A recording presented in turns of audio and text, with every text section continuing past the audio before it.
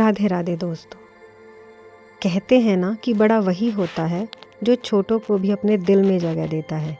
आज हम सुनेंगे भगवान गणेश जी की एक ऐसी कहानी जो हमें सिखाती है कि जीवन में कितना भी बड़ा बन जाओ, लेकिन छोटे लोगों की अहमियत कभी मत भूलो, क्योंकि कभी कभी छोटा इंसान भी बहुत बड़ा सबक सिखा जाता है। एक बार देवलोक में एक बहुत बड़ी सभा हुई।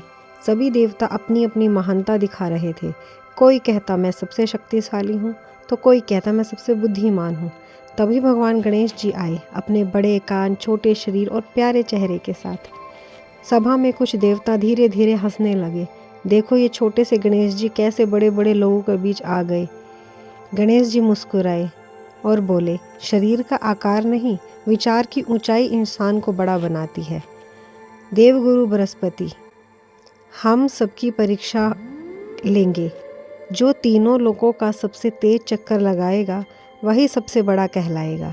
सभी देवता अपने अपने वाहन लेकर निकल पड़े। इंद्र अपने ऐरावत पर, विष्णु अपने गरुड़ पर, कार्तिकेय अपने मोर पर, लेकिन गणेश जी, उनका वाहन तो एक छोटा सा मूषक था।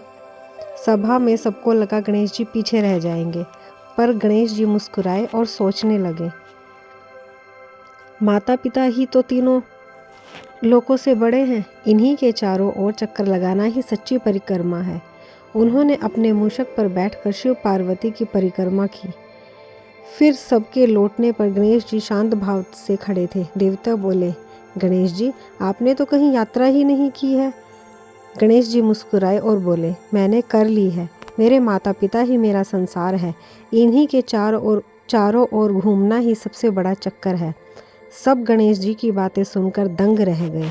गणेश जी ने उस दिन सिखा दिया कि बुद्धि और विनम्रता साथ चले तो कोई भी बड़ा बन सकता है। उन्होंने अपने छोटे वाहन मूषक की भी इज्जत रखी, क्योंकि उन्हें पता था कि हर छोटा साथी भी हमारे सफ़र का हिस्सा होता है। जीवन की भी यही सच्चाई है।